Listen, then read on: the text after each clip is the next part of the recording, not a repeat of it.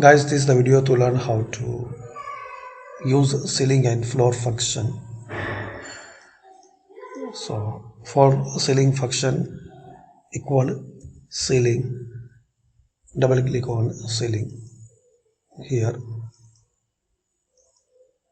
Now to requirement, firstly number, so select it number, then comma. Now we need to make significance 5, press enter and corner double click